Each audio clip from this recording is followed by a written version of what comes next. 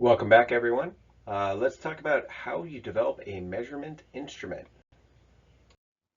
So why are we talking about measure development? Well, because you have an assignment to create a measure, which is kind of fun to create a written questionnaire and see if you can measure something. Go through the steps. Okay, so you do that for your dissertation. So a review, what is measurement? Well, measurement is the process of assigning numbers to constructs in a systematic way so that you reflect properties of those constructs. So the common example is, assigning pounds to weight, for example, is assigning numbers to this thing called weight, and we're actually end up measuring it. So why don't we just measure everything in psychology and in questionnaires using this sort of thing? Hey, how intelligent are you? Circle 1, not at all, 2, 5, very. There's a very good reason why we don't do this. There's several, actually. One is multidimensionality. So is intelligence just a single construct that you can measure on a 1 to 5 scale? No, it's got several constructs, right? So for those who've ever taken an intelligence test, there's verbal intelligence, spatial intelligence, quantitative intelligence, analytical intelligence, all these different things. You just can't measure multidimensional constructs with a single question. Well, that is an issue. I think there's more important ones here. Anyway, so here's my example. Yes, intelligence consists of several things. How are you supposed to make this sort of comparison? We lack context. That's the big problem with just asking people, ask the obvious question. What if you had to answer, how annoying are you? 1 to 5, right? We don't really have the context. We don't know all the time how annoying we are to people, and so we wouldn't be able to answer that question probably very accurately. Other cases, we don't know what the heck a construct means. So, what's your disassociation level? 1 to 5. Well, I don't even know what that means. So the proper way to measure this is to do the analytic thing, or break the construct down into its smaller component pieces and ask about the different pieces. And so even if the person doesn't know what the construct actually is, like dissociation level, you end up getting a measure from them because you're asking about the little pieces of it. So finally, and probably, don't discount it, it's really easy to lie or use a response set like social desirability, that is responding in a way that's more socially desirable. When you use something as goofy as this, a 1 to 5 scale, how smart are you? How friendly are you? I've actually seen these, by the way. You also end up with low reliability, fewer questions, you tend to get less reliability, and they're also less sensitive, you get less variability. So just suffice it to say that more than one item is required to measure most constructs, and it is required for your assignment as well. So to design a measurement instrument for a construct, so to measure something is really all that sentence says. Let's talk about the sort of steps for doing that, because you have to do it for your correlational study. One of the measures that you use, or one of the variables that you use in your study, you have to create the instrument to measure it. So step number 1 is choose a construct. And it's kind of like you don't want to, when you're writing questions, you don't want to write double-barrel questions. You want to choose a single construct, something simple that you're going to be able to measure with just a couple questions. So step 1, choose what you're going to measure. Make sure it's pretty darn straightforward and simple. So for example, you might want to measure depression. That is complex enough. Okay, being depression, right? Getting at the symptoms of that, and how often do you feel down or low, and how many days a week do you spend alone, thinking about your problem. There's all these different things to ask about to get at how depressed someone is. That's still a heck of a lot more reasonable than saying, hey, I want to measure all psychological conditions and dysfunctions with my questionnaire. It's just like crazy to try to do that. So pick a single construct, something straightforward and simple. Not the universe. So then, once you decide on what it is you're going to measure, and that's dictated by your research literature review if you follow the steps in the assignment, you want to figure out, how am I going to sample this, right? So what sorts of things do I need to ask in order to actually measure the whole construct, to have what we call content validity. So the best measures that are out there don't ask you, 1 to 5, how depressed are you? 1 to 5, how sad are you? It's really not helpful. They ask about concrete sorts of behaviors or attitudes. So you ask things in a way that's concrete, meaning someone can visualize it, they can actually picture it. And that can be behaviors or attitudes, So for depression, how many days a week do you find yourself sitting alone and thinking about problems? How many days a week do you oversleep or you just can't get out of bed? You ask about behaviors because people are way better at recalling behaviors. So to measure aggressiveness, for example, you might want to measure reactions under various frustrating sorts of conditions that are likely to trigger aggressive behaviors because they are self-reporting their behavior. Someone cuts you off, how likely 1 to 5 are you to curse them out or react? Someone takes your parking spot, like apparently driving makes me really aggressive. You're pulling in to get a parking spot. Someone jams on the gas and gets into it before you. How likely are you to act aggressively or say something to them or get in an altercation? To measure attitudes about recycling, the way you might want to do that, for example, is, recycling is actually more complicated than it kind of seems, but you might want to identify and measure all the different factors that are known to be associated with acceptance of recycling. So recycling for things that are easy, recycling for plastic, and recycling paper, and ask many different questions about the different aspects of recycling and people's acceptance for it. And then you get a much sort of like more sensitive and broad measure of attitudes about recycling, rather than just how much do you like to recycle would be a really bad way of asking. So you do a literature review to do this. This is kind of how we do it. You go to the literature, you see how what are the various facets of the thing I want to measure that are important, right? So what are the attitudes about recycling that have been shown in the past to be important to measure in order to actually get an adequate representation of someone's view of or attitude about recycling? So you want to identify those important dimensions about the construct in order to get a good sampling method to create your questionnaire. So part of that strategy is find other people who've measured the thing you want to measure and see what sorts of things they asked about. How did they measure the construct? That is a simple way to create a questionnaire, is beg, borrow, and steal from other people who've already measured it. So content validity for a questionnaire or a measurement instrument is when you've covered the entire spectrum or universe of theoretical dimensions of that construct. You've identified them, you got a question for them, and you are going to capture it on your questionnaire. All the different things that are important for measuring this construct. So going back to like intelligence, right? There's like 12 subscales of the Wechsler. That was their content analysis. What are the things that are important for measuring intelligence? Well, spatial intelligence and visual intelligence, and and they have basically subtests for all those things on an IQ test. So how do you know if you got this? Usually it's done with experts. So you come up with a questionnaire, you've done your best to make items that capture all the important aspects of your construct, and then you find experts in the area of your construct, and you usually pay them to actually say, okay, have we captured all the important dimensions for this construct that I want to measure? So continuing on with designing a measurement instrument, once you get sort of the content, I got to ask questions about all these different aspects of my thing. You got to decide what sort of format am I going to use for my measurement instrument?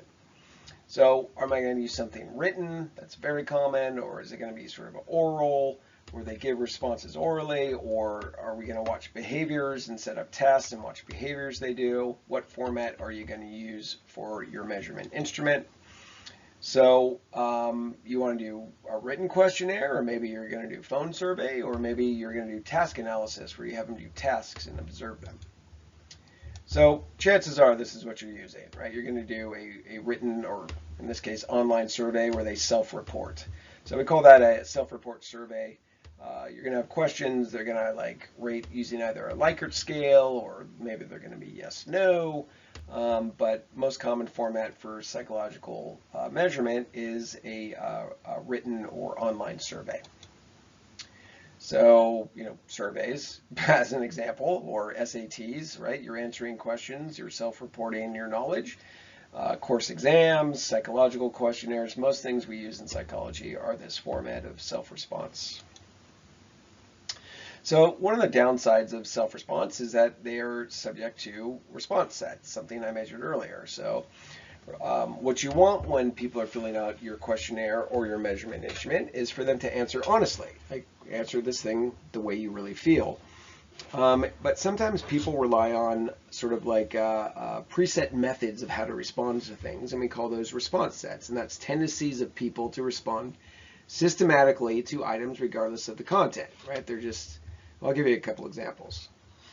You run into people who are acquiescent. They just like to be positive. They like to say yes or answer high on things, high scores on things. They want to say things are true. They're just naturally sort of inclined to be super positive, and that's how they respond to everything. The opposite of that too. You got your ho-hummers who you give them a questionnaire and they tend to go no, false, all the way down, regardless of how they actually feel, which is what you're really trying to measure. There's people who tend to just go to extremes on things, right? So I've actually done this. A thing is just always, or I totally agree, or, I totally disagree. I don't really read it. Just using a response set to respond to things. And that's the sort of thing that happens when I have an extreme emotion, like I really enjoyed something, I'd be super positive, or if I really didn't enjoy something, I'd be super negative. Cop-out is the opposite of that. This is where you're not really on extremes, you just tend to go down the middle. So, neither agree nor disagree, or just like milk toasty down the middle of the questionnaire. You don't really want to give any useful information. We call that the cop-out response set. So, how do you fight these? Well, one way to at least identify people who are using response sets and not just responding honestly is to use what we call negatively worded items, or lie scales. So negatively worded items is where most of the items on your questionnaire are written so that a higher score from your participants indicates like more of the underlying construct, like self-esteem or agreeableness, right, or assertiveness. You slip in a couple items where a higher score actually means the opposite of those things. I often dislike myself on a self-esteem questionnaire, and if you see that they're answering high ratings on that as well as all the positively worded ones, something's up. This person's not really being honest. They're just maybe not even reading. They're just going, super, acquiescent or extremity. You can also do lie scales to identify when people are using response sets. So lie scales are questions that almost no one sort of agrees to. I've never had a time in my life when I've ever been happy, like questions like that. And so one of those, every once in a while you run into people who will answer one of those, but you put a couple of those on a questionnaire, and you're like, okay, this person seems to be trying to fake bad, to look bad on here, or respond in a way that almost no one actually does. We call those lie scales. So next step is to actually create items to measure all the dimensions of the construct. So you did your lit review, you find out, look, these are the 10 things that are related to self-esteem, self-esteem for yourself, self-esteem for where you stand in society, self-esteem, we're going to ask questions on all these things. Then you actually got to make the questions. So let's say to measure likelihood of success in college, we've got the SAT, and it doesn't just measure verbal ability, right? It measures quantitative skills and analytical skills and writing abilities. So they identified all those things as important for measuring your likelihood of success in college, and so they have items to measure all those things, and multiple items too. So you need to make as many items as necessary to ask about, at least once, all the different facets of your construct, all the different things that are important for measuring your construct. So you have to have items for every single one of them. So step 5 is pick a response format. So how are folks going to respond to your items? So will they be written, oral, or again, observation? And you need to choose your response format. So is it going to be something discrete where they sort of like a rating scale, a 1 to 7 Likert scale, or 1 to 5? Is it going to be yes, no? You're going to have open-ended questions. You got to make a decision on how to do it. So again, most common in psychology is what we call the Likert rating scale format. So this is the 1 to 5 or 1 to 7 or whatever range you happen to pick. 1 to 5 and 1 to 7 are very common. How much do you agree with each of the following statements? So you have to decide, am I going to have an interval that's odd or interval that's even? So if you have 1 to 5, that means 3's in the middle and that you can deal with cop-outs, right? Or 1 to 7, you have 5 in the middle, and people can just go 5 all the way through and not give you much useful info. One of the benefits of having an even, like 1 to 6, for example, or 1 to 4, is there is no middle. They're even numbers, so people have to pick a side, a little more or a little less agreement or whatever it happens to be. So you also have to pick your anchor points. So if you're going to use Likert, for example, you have to say, it's going to range from 1 to 5, from strongly disagree to strongly agree, or very much not like me to 5 very much like me, whatever. You got to pick what those anchor points are if you go with a Likert scale. So there are some other considerations when you're making a measurement instrument, a survey. You need to write clearly and concisely, so keep it simple. Don't write paragraphs. People won't read your items. If you write big chunky paragraphs, the simpler, the better. And the presentation is important. Like, it has to be obvious to them how they respond, that things are just sort of aligned and easy to read. So most of your items should be positively worded. So that means a higher response or a yes response, if that's what you end up doing, equals more of the underlying construct. But you should include a smattering of negatively worded items where a higher response equals less of the construct, just to check for response sets. So people who are just sort of thoughtlessly scoring items low or high and not really reading. So note that when you create your total scores for your measurement instrument, you have to reverse score the negatively worded items. So 1 becomes 5, and 2 becomes 4, and 3, on a 5-item scale, 3 stays the same, 2 becomes 4, and 1 becomes 5. So you actually have to flip the scores before you add them across all the items. So you need to figure out, how am I making a total score across these 10 items that I wrote? So am I adding them up, or am I taking the mean? So and what does it mean to have a higher score? So a common one is you sum all the responses to the items after you've done that reverse coding, or you just take the mean rating to all items after you do the reverse coding. So what do those total scores mean? So it is a good practice to have like a higher score mean more of the underlying construct, or a higher mean score. Do not create a questionnaire like for self-esteem where a higher score means less self-esteem. That's a really bad idea. You'll confuse everyone. A higher score on my assertiveness scale means you're less assertive is a really bad idea. So make it, design it. My recommendation is a higher score is more of the underlying thing you're trying to measure. And make sure you include instructions at the top. So, for each item below, indicate the extent to which you agree, from 1 to 5, 1 totally disagree to 5 super duper agree. So let's actually go through this and do one together. Let's design a measurement instrument. We got to choose a construct. I'm going to do one I did for my undergrad. I looked at the relationship between support for abortion and religiosity. So it's an attitude measure. So sampling, remember, for sampling, you got to figure out what are all the important things, aspects of support for abortion that, in this case, that I need to ask about. So identify all the known factors that are associated with varying levels of support for abortion. So I searched the literature, I looked at other abortion attitude scales, I stole stuff, I asked experts, and I came up with, say, these different areas. People's attitudes toward abortion vary as a function of the mother's health, the poverty situation, whether it's just a lifestyle thing, if people are married, the trimester is a really important one, if it's a result of rape or incest. These are all things that were important for variations in people's support for abortion, so we had to ask about all of these. So the instrument format, I used a self-report written survey because it was back in the day. We didn't even have online surveys. So, all right. So now we have to create items for all the known dimensions.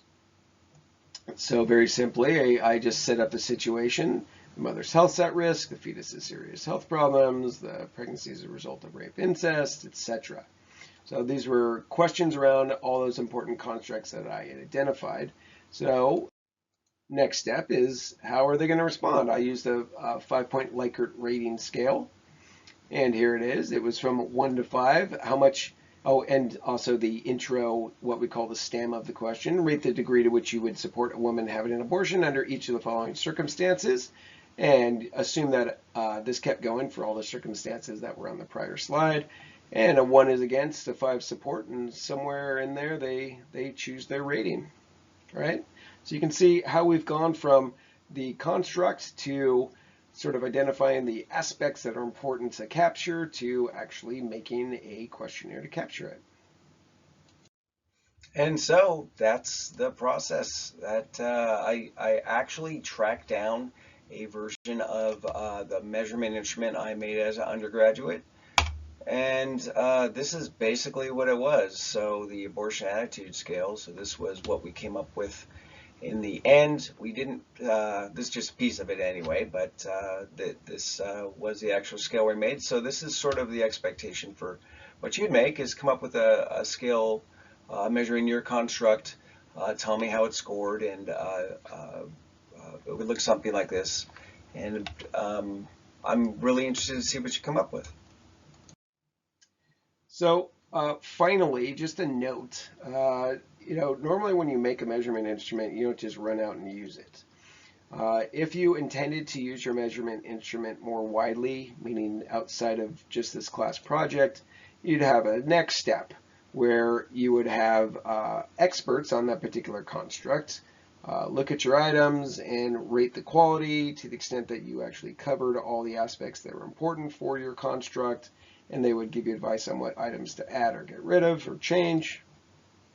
You would actually do what's called test and item analysis, where you would actually evaluate the extent that people are answering the items in a consistent manner, and find items that don't sort of go along with the other ones. That's called test and item analysis. You would administer your self-report survey to a sample of people, and you would use the responses to improve the items and the measure's structure based on the results of responses that people give you. So you would also, as step 8, want to establish the reliability of the measurement instrument. So reliability is how consistent scores on the instrument are, sort of over time or over forms or internally.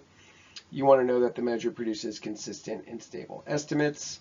You would also want to establish what we call the validity of the measurement instrument. So reliability is you get consistent scores. Validity is the extent to which the measurement instrument actually captures the intended construct.